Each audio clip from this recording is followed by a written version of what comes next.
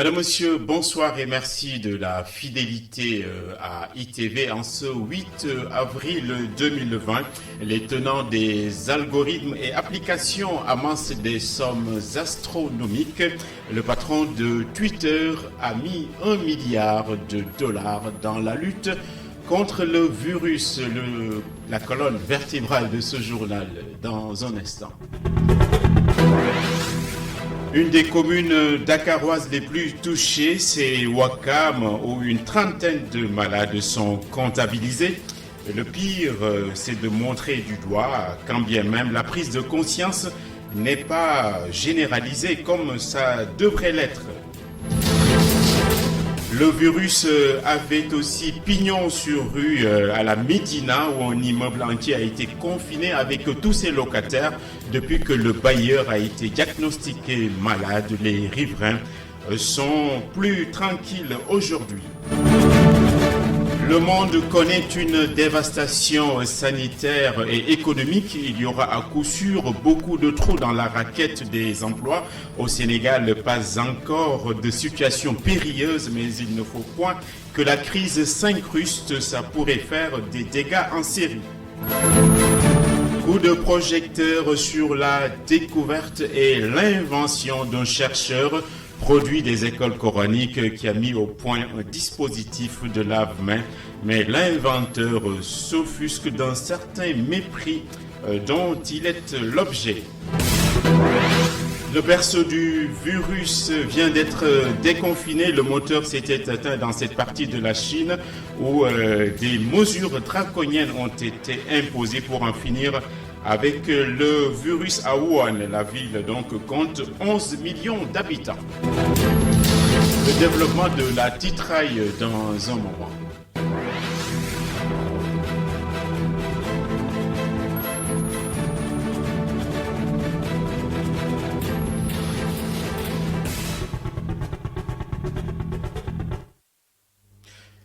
Dans l'affaire donc qui a choqué la décence commune et qui a très mal tourné l'autre week-end en plein couvre-feu, les mises en cause ont bénéficié d'un retour de parquet. Ils vont passer la nuit à la cave communément donc appelée du tribunal de Dakar. On rappelle qu'il y a eu mort subite dans cette soirée sur fond de grande addiction à la drogue. Les mises en cause sont entre 7 et 8 individus. Nouveau face-à-face avec le juge demain jeudi. Ce n'est donc plus un secret sans la moindre forme de stigmatisation puisque personne n'est en fin de compte immunisé, mais la prise de conscience est essentielle là-dessus. La commune de Ouakam n'est pas épargnée. Il y a des dizaines de cas positifs là-bas et face aux derniers développements, beaucoup observent les gestes barrières, mais il s'en trouve aussi qui continuent à faire comme si de rien n'était. Nous sommes retournés à Ouakam pour voir donc ce qu'il en est exactement aujourd'hui. Reportage d'Oumar Khan et d'Augustin Manda. Il y a ceux qui sont en mode de coronavirus et qui ont très peur de la multitude de cas positifs enregistrés ici à Ouakam. Oui, ça nous fait peur, d'autant plus que nous ne connaissons même pas les endroits où ces cas positifs sont enregistrés et ça nous fait peur. Nous sommes vraiment stressés, c'est à peine si nous arrivons à dormir. En sortant, j'avais oublié de porter mon masque. J'ai dû appeler mon mari pour qu'il me l'apporte. Je n'ose plus sortir sans masque. Mes enfants ne sortent plus et j'ai donné à chacun un masque et des gants. Et je fais très attention à ceux qui entrent et sortent de chez moi. Et ceux qui sont en mode insouciance et qui n'ont rien changé de leur mode de vie. Il y en a ceux qui ne se préoccupent pas du virus parce que j'ai vu des personnes qui n'ont rien changé de leur habitude. L'inconscience de certains habitants et la promiscuité des habitations sont entre autres raisons qui pourraient expliquer la propagation rapide du Covid-19 ici, selon certains. Ouakam est un lieu très populaire. Je pense que c'est pour cela que nous avons autant de cas positifs.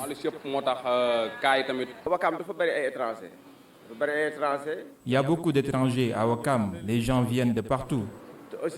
Les gens vont et viennent. C'est un quartier très animé. Et ça fait partie de ce qui peut favoriser la circulation du virus.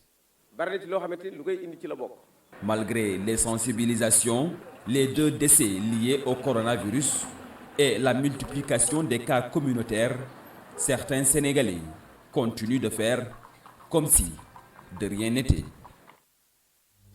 La rédaction d'ITV a également eu de la suite dans les idées pour ce qui concerne notamment la Médina, une semaine après la détection là-bas d'un cas Covid+, et immédiatement donc son immeuble d'habitation, donc la personne qui était infectée, son immeuble d'habitation et tous ses occupants ont été mis en quatorzaine, rue 23 angle 4. Les résidents saluent les mesures de précaution qui ont été prises et prennent donc eux-mêmes les précautions utiles et nécessaires. Reportage de Moustapha Gabar Diop ainsi que Mafalfal.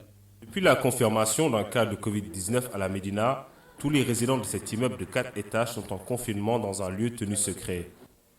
Les autres habitants de la rue 23 angle 4 prennent leurs précautions pour ne pas céder à la psychose. Les services sanitaires sont venus prendre en charge le patient et tous ceux qui les ont côtoyés. Pour nous qui sommes encore dans la rue, il y a des normes sanitaires à respecter pour pouvoir continuer à travailler. Au début, beaucoup de gens évitaient cette rue, mais une semaine après, les choses reviennent à la normale. Nous gardons toujours nos contacts avec nos clients car c'est la confiance qui règne entre nous. Pour le reste, on laisse tout entre les mains de Dieu. Malgré l'omniprésence de la menace, les différents commerces de la rue ne ferment pas boutique. C'est vrai que beaucoup de gens en ont peur et qui fuient la rue, mais d'autres continuent à venir. Nous sommes obligés de nous conformer à la loi, mais c'est dur. Avant, nous travaillons jusqu'à 2h, 3h du matin, mais tout ferme actuellement à 20h. C'est dur, mais c'est pour le bien de tous. Donc, d'une part, c'est une bonne chose. Nous espérons que les choses reviendront à la normale après l'état d'urgence.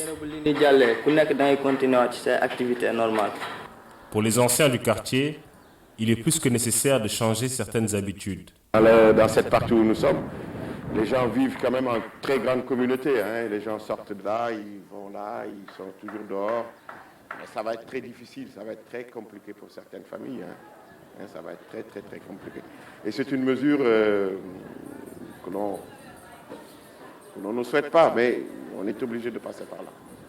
Donc voilà, moi, j'avais l'habitude de passer devant l'immeuble, mais par mesure de précaution, je ne passe plus devant ce bâtiment-là. Je fais tout un détour. Ça me fait un exercice de plus, mais ce n'est pas méchant. Mais je pense que c'est tout à fait légitime quand même de vouloir prendre du recul par rapport à tout ça. Un homme âgé de 70 ans, revenu d'un voyage en France, avait été testé positif ici même le 30 mars dernier. Il y a au moins 2 choses qui donnent sens à la vie.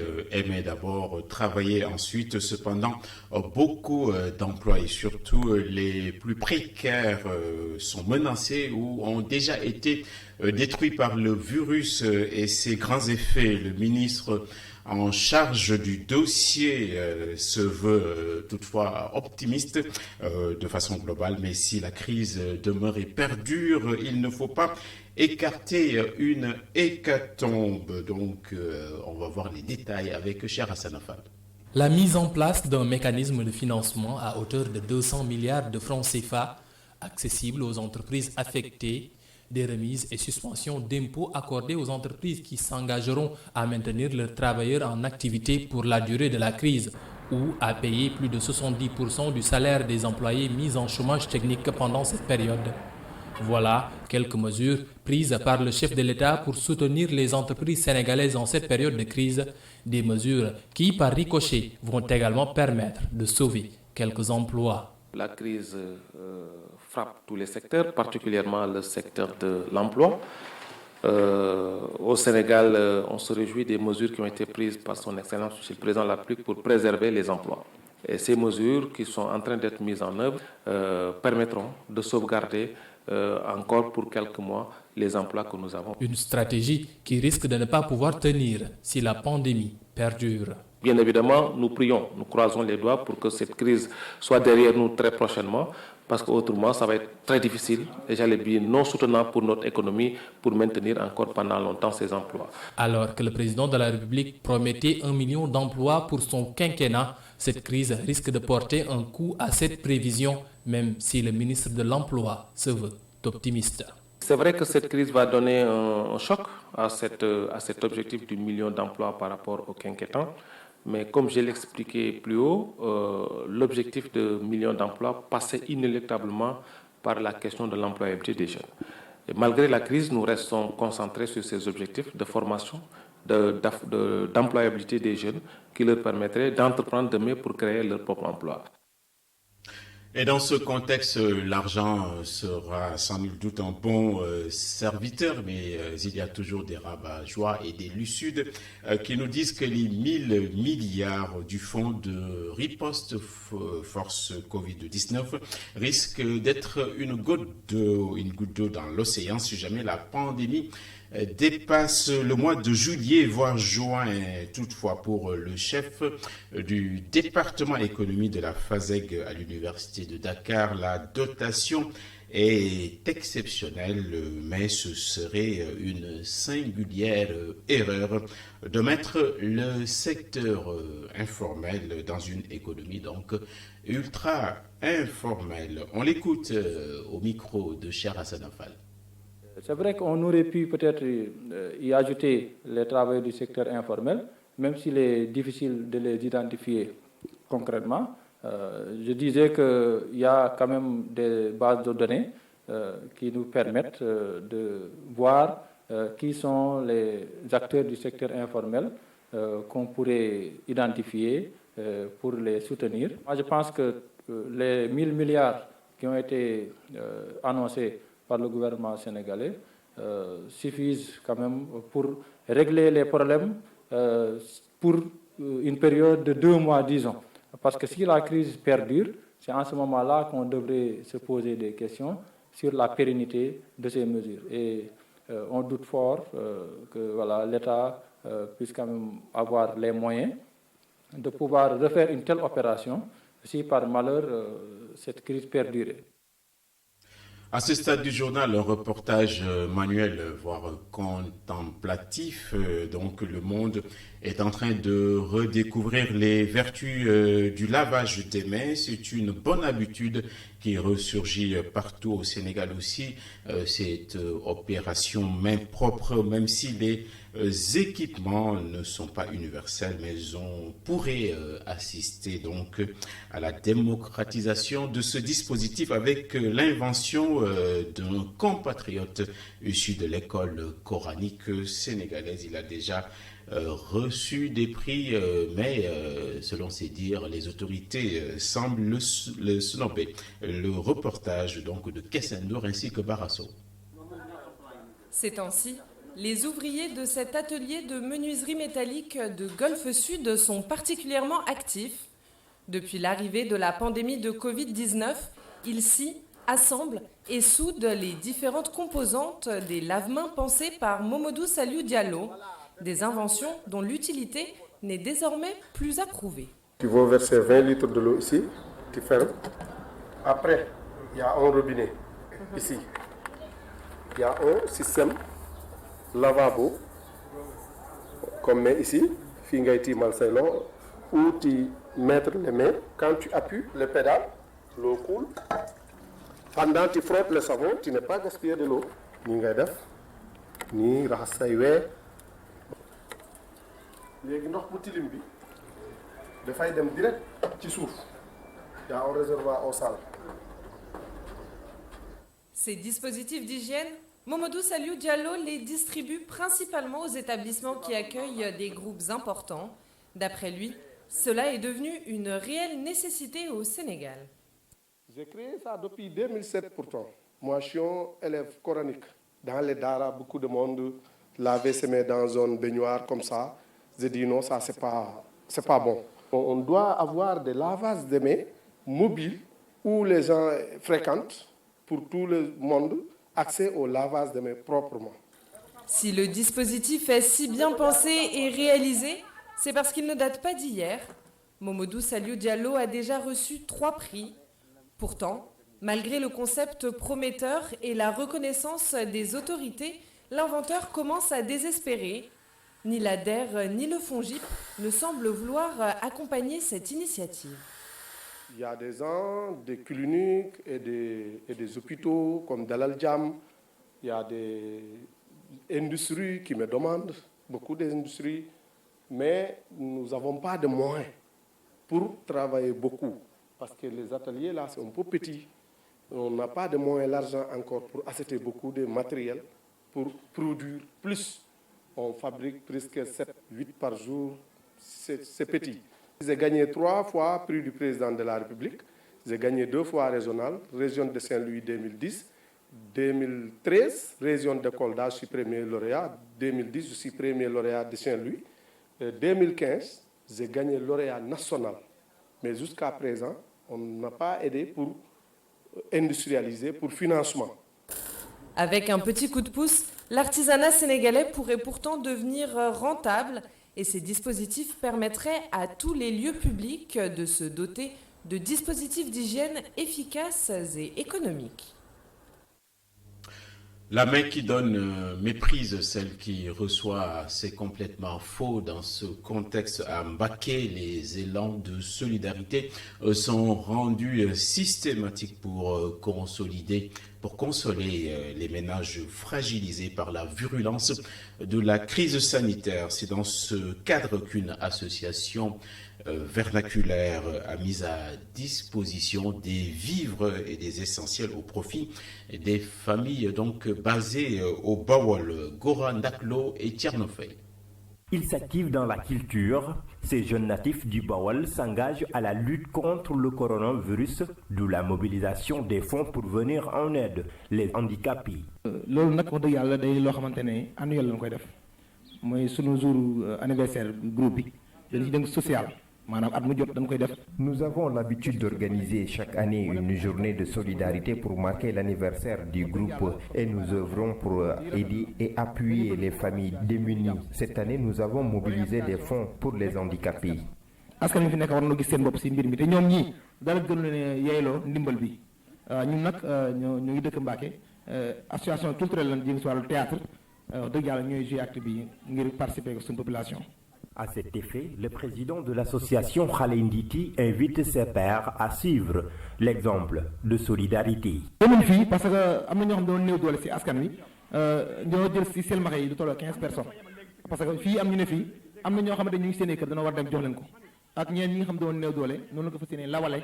Nous avons pris en compte également les handicapés visuels. Nous devons faire des tours pour donner ces dons aux nécessiteux. En tant qu'association, nous devons participer à la lutte contre le coronavirus. Et j'en profite pour inviter les autres associations à suivre l'élan de solidarité que nous sommes en train de vivre. Nous devons être utiles à la société. sama mbokk association yëpp nag kenn ku ne génne li sa kees as tuut nga jàppale si ña nga dendel si ñoo xamante ne ay yelloo ndimbal bi. Message comme association. Une initiative magnifiée par le président de l'association des handicapés du Bawol. te di ko ñaanal nag ci turu handicapé département bi yëpp Touba ak Mbacké yëpp yàlla taw fexeel association bi culturelle bi jiti yàlla defal ko ay taw tax fii mu indi affaire bi ni am. Je suis très content de l'acte posé par ces jeunes. Nous faisons que prier pour eux. Ils sont venus au bon ay lim ci moment. boole moo ëpp solo ci handicapé loolu rek bëgg ñu ngi lancé appel ci association yi nekk ci département bi nekk ci région bi yëpp na def association d'ité bi parce que lii am na solo trop. À Touba comme à Mbacké, les actions de solidarité se multiplient, d'où l'engagement de Khalé Nditi au chevet des familles démunies. Et dans ce contexte si particulier, il faudra accorder plus d'attention à nos sœurs. C'est ce que fait l'AJS, l'association des juristes sénégalaises, donc, qui est allée à leur chevet des des interventions, avec des interventions tout à fait à taille humaine à Sédhiou. Des kits d'hygiène ainsi que des produits alimentaires ont été donnés naturellement. La coordonnatrice de la boutique de droit qui se trouve à Sédhiou s'en est un peu autosatisfaite au micro d'Ousmane Demba.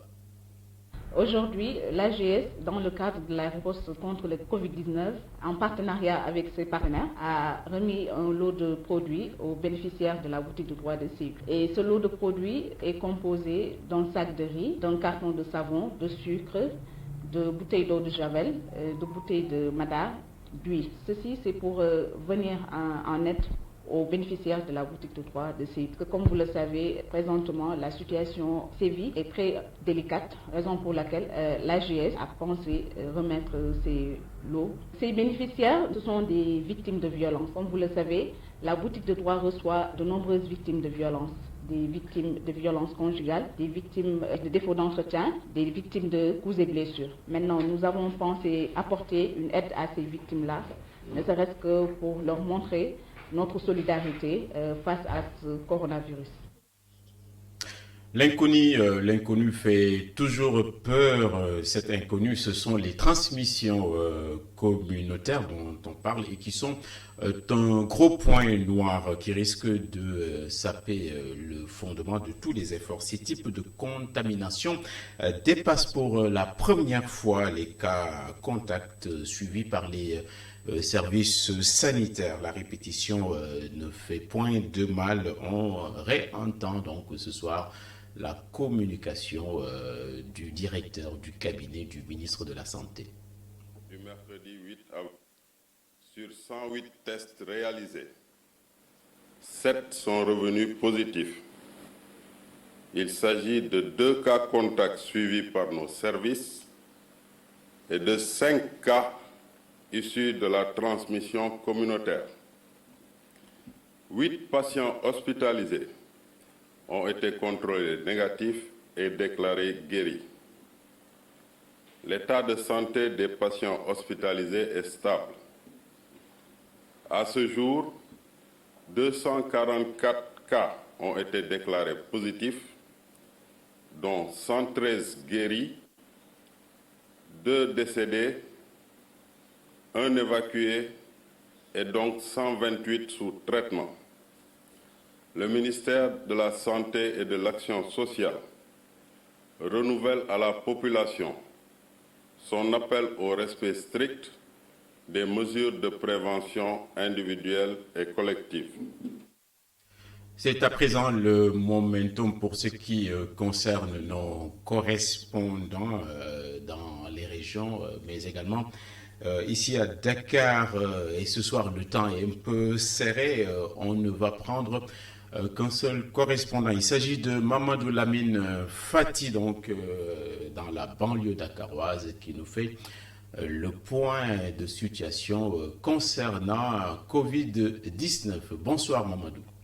Bonsoir Hassan Gueye et bienvenue à Guédiawaye. Pour le point du jour, nous allons démarrer avec le transport, le respect des consignes. Aujourd'hui, au niveau de Guédiawaye, cela pose énormément de problèmes. Beaucoup de voitures qui quittent la ville pour venir vers la banlieue. En quittant la ville, ils respectent les consignes. Mais arrivé au niveau de Guédiawaye ou bien au niveau de certaines zones de la banlieue, ils ne respectent plus ces consignes de sécurité qui permettent de ne pas amener beaucoup de nombre de clients. Au-delà même du transport, du prix du transport qui est encore augmenté, qui a été augmenté par les transporteurs.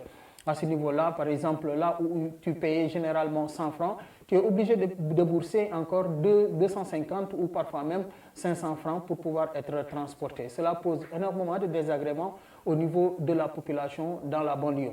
Autre part, c'est les clandos qui vont au niveau de Kermassar. Depuis quelque temps, au niveau de Kermassar, des cas de coronavirus ont été signalés, de contamination de coronavirus ont été signalés Et il y a des clandos qui quittent Guédiawaye pour aller vers Kermassar. Aujourd'hui, cette psychose s'installe au niveau de la population, comme au niveau des clients aussi, qui ont peur parfois d'être contaminés par des personnes, surtout l'aspect de la contamination communautaire qui commence aujourd'hui à prendre énormément de l'ampleur dans la banlieue.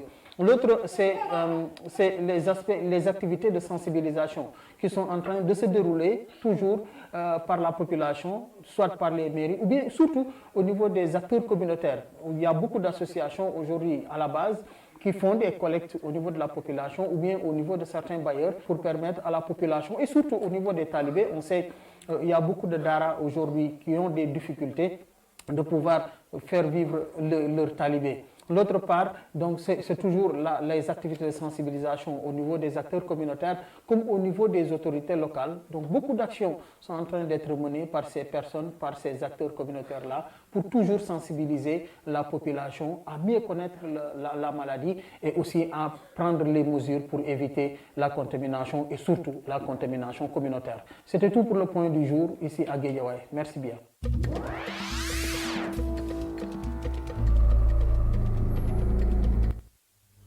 On vous l'a dit dans les titres, la fin de confinement aujourd'hui pour Wuhan, le berceau et épicentre de la pandémie. La majorité des 11 millions d'habitants de la capitale de la province du Hubei ont retrouvé la liberté de mouvement ce 8 avril après quelques 76 jours de mise en quarantaine. Toutefois, il existe encore de nombreuses restrictions ainsi que des contrôles compte tenu des cas dits asymptomatiques qui pourraient provoquer une rechute et une deuxième vague de maladie.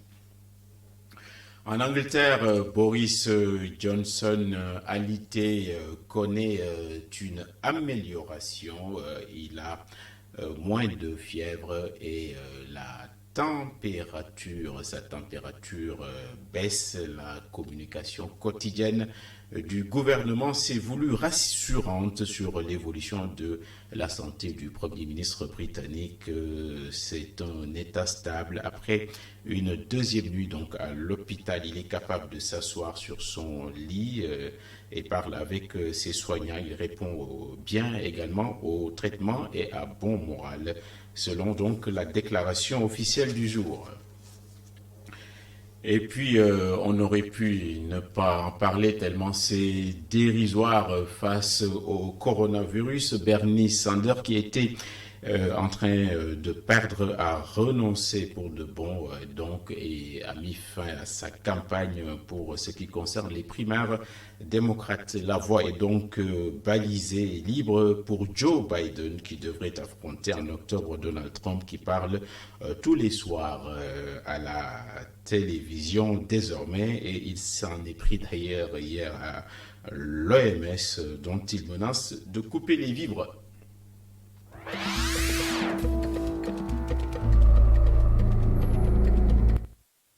C'est donc la fin de ce journal. On rappelle les points clés de la soirée. André Corona avec Khalifa Diakhaté et puis couvre-feu avec Bouba et toutes ses équipes. On vous l'a dit en début de journal, le patron de Twitter a dégagé $1 milliard à verser dans la lutte. C'est très bien.